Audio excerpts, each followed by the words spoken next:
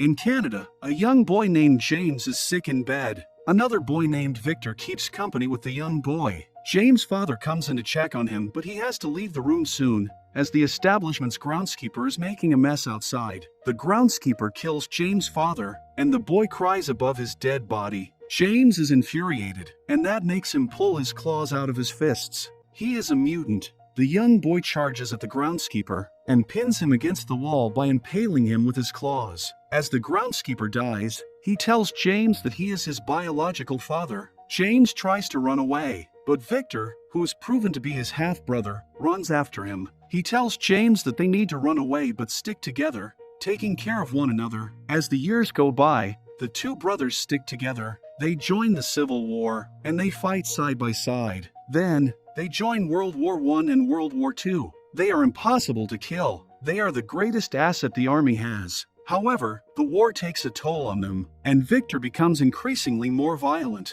When the brothers join the Vietnam War, Victor grabs a woman in order to use her, but his superior spots him. Infuriated, Victor kills his superior, and he is arrested by the army along with his brother. The two brothers are sentenced to death. A bunch of soldiers carry out their execution, but the two brothers survive. Nothing can kill them. When they wake up later on, Major Stryker meets up with them. He wants to recruit them to his special team. Their other choice is to rot in jail. Soon, the brothers join the team and meet the rest of its members. All of them are mutants, and it is now shown that Victor has abilities similar to James. His claws can elongate, and they are very sharp. As the team prepares for their first mission, they also meet Wade, who looks a lot like Deadpool.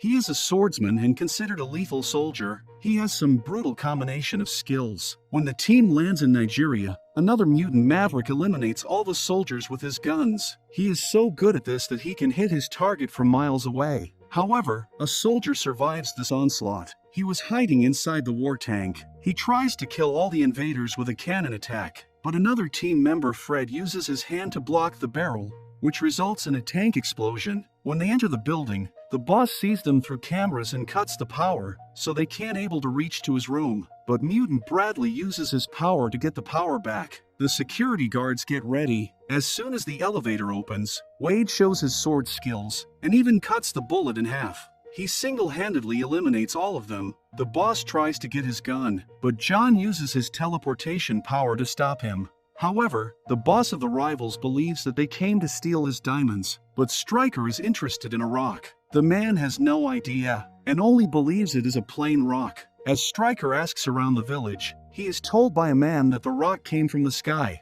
Stryker tells Victor to kill everyone, and the man is happy to do so. However, James stops him in order to remind him that this is not the reason why they joined this team. They are not killers. James decides to leave the team, but Victor says they can't just let him walk away. James grabs his dog tags and rips them out of his throat, which means he is no longer a member of this team. Then, he just walks away as his brother calls his name. 6 years later, James lives in a quiet place with his girlfriend, Kayla. Elsewhere, another member of Team X, Bradley, is working at a fun fair. He is using his telekinesis skills to make some money. When he goes back home, Victor bangs on his door and wants to have a talk with this mutant. Victor has a hostile attitude, while Bradley reassures him that he did not talk to anyone. As they discuss, Victor reveals that Wade is dead. Then, he plainly kills Bradley as the lights around the funfair go off. The next morning, Stryker visits James at his workplace and claims he has a proposition for him. Stryker informs him that Bradley and Wade are dead. He believes that somebody is going after Team X and wants James to go after him. However, James wants nothing to do with it, but trouble can't stay away from James, whom everybody knows as Logan now. The next morning, Logan finds a dead bear in the forest, while Victor approaches Kayla. Logan realizes that and rushes to the car, but as it appears, it is too late. Kayla is not in her car. A few moments later, Logan finds her dead. In tremendous pain, he screams at the top of his lungs. That night, Victor waits for Logan in a bar, and his brother makes sure to appear. As they get ready to fight, Logan asks his brother why he killed Kayla. Victor complains that Logan never calls and never writes to him, so he wanted to get his attention. As the fight breaks out, Logan loses the first round, but gets back up. Unfortunately, Victor is stronger than him and defeats him. As he picks his brother up, He asks him if Kayla was worth his time as compared to the time they could have spent together. Logan tells his brother that he is not like him, but Victor has another opinion. Victor stomps his claws and breaks them as the police sirens are heard approaching. Logan wakes up in a hospital. He grabs the doctor by his throat,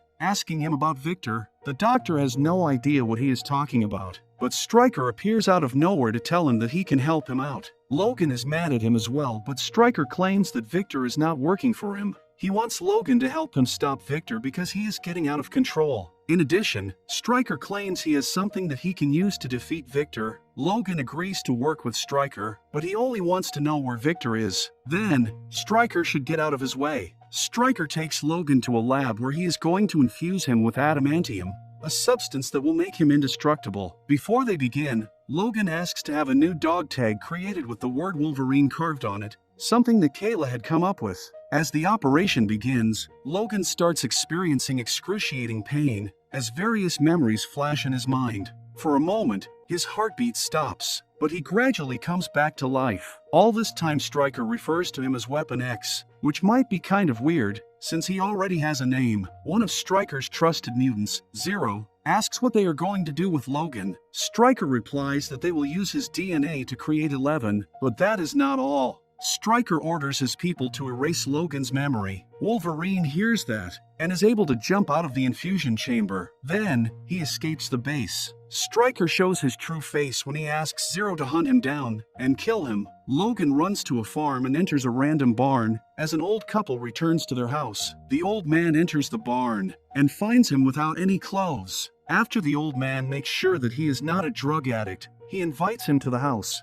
Wolverine takes some time to see his new claws, which are now made by adamantium. They are far more sharp and strong than his bone claws. In fact, they are so sharp that he cuts the sink in half. As Logan spends more time around the barn, the old man spits some wisdom when he tells him that he looks like he is looking for blood. The thing is, the people who go out looking for blood usually find it. Everybody has a choice. However, Logan believes his choice got taken from him. As the old lady joins them in the barn, she is shot and killed by Zero. Then the old man is shot as well, and he dies in the arms of Logan. Stryker gives the order, and a helicopter fires missiles at the barn. Even though the explosion is huge, Logan is able to survive, and drives away with a motorcycle that belonged to the old man. The helicopter goes after him, as a couple of vehicles also appear out of nowhere. Stryker really wants Wolverine dead. Logan's claws are so sharp that he decides to go face to face against one of the vehicles. Using his claws, he cuts the vehicle in half.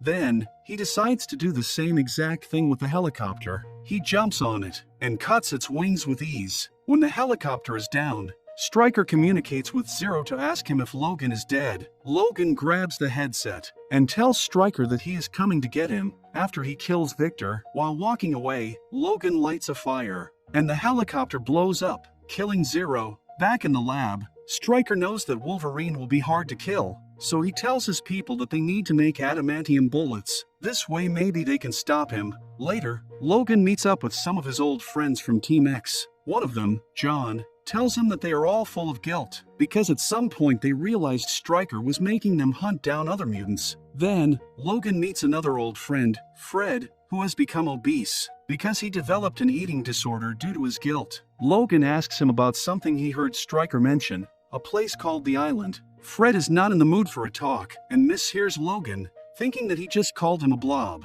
That gets them in the ring. They make a deal. If Logan defeats him, Fred will tell him everything he knows. Logan knocks him out, and Fred makes a hard revelation when he wakes back up. Victor is working with Stryker, and he gets the mutants for him. When he catches them, he takes them to the place they call Island. As the rumor has it, Stryker experiments on them. Nobody knows where the island is exactly, but there is a mutant called Remy who escaped it, and maybe he can tell Logan about its location. Elsewhere in a high school, a student called Scott Summers is in detention. Victor appears out of nowhere and knocks him out. Stryker appears after him and orders Victor to pack the young man up for the island. Soon, Logan and John proceed to meet Remy. John keeps an eye around the casino, while Logan has a talk with Remy. Victor appears to attack John, who wants to have this fight, and kills Victor. Even though John teleports here and there, Victor is able to get him. He tells John that he has always had a disadvantage. He is very predictable. At the same time, Remy attacks Logan and sends him flying outside the casino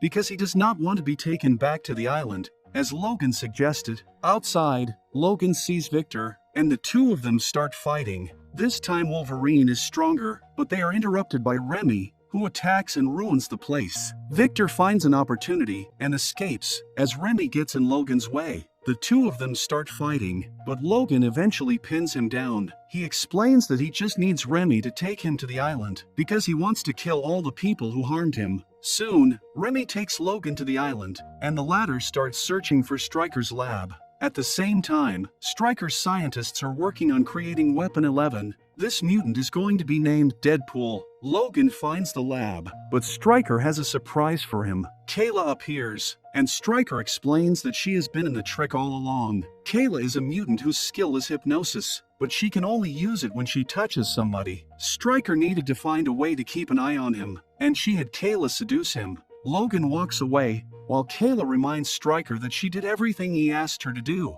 She asks to get her sister back, but Stryker wants some more time to analyze her, because her mutation is very unique. Victor appears as well, and he is angry at Stryker for allowing Logan to walk away. As it appears, Victor has a deal with Stryker, but the Major tells him that he is not going to survive the operation if they infuse him with adamantium. Victor grabs Kayla, and Logan hears her screams, which makes him come back. As he fights with Victor, Kayla appears in order to tell him that she did not trick him. What they had was real for her the same way it was real for Logan. Kayla needs his help, because Stryker is keeping many mutant prisoners, one of them being her sister. Logan rushes to free the prisoners, while Stryker orders his people to activate Deadpool. Logan and Kayla take the prisoner toward the plant's exit, but Deadpool appears and blocks their way. Logan knows this mutant is strong, so he tells Kayla to get the young mutants and find another exit. As everybody runs away, Logan asks Deadpool if he is Wade, and prompts him to not attack.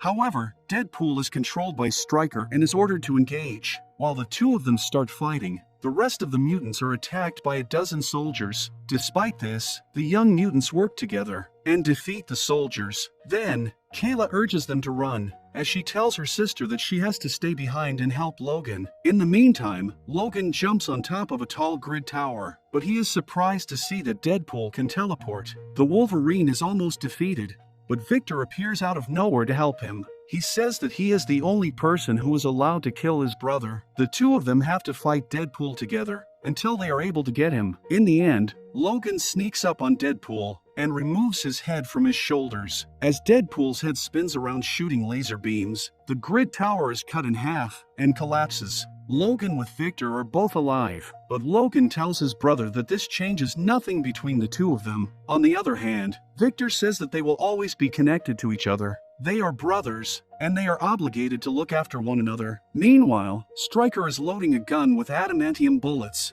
After Victor leaves, Logan hears Kayla's voice calling him. He runs near her. He takes Kayla in his arms and walks away with her. But Stryker appears behind them and shoots at them. Logan falls to the ground, but Stryker knows that these bullets are not enough to kill him. However, he wants to deliver the maximum damage he can. He knows that if he shoots Logan in his head, the Wolverine will lose his memories and will never be able to reclaim them. After shooting his head twice, Stryker approaches Kayla. She touches his leg and makes him turn the gun toward his own head. Finally, she orders him to walk until his feet bleed, and then keep walking. Meanwhile, the young mutants are guided outside, where they are met by Charles Xavier and taken to safety. When Logan wakes up, he is approached by Remy, but he does not remember him. Moments before they leave the island, Logan finds Kayla lying dead on the ground. Remy asks him if he knows who she is, but Logan replies negatively.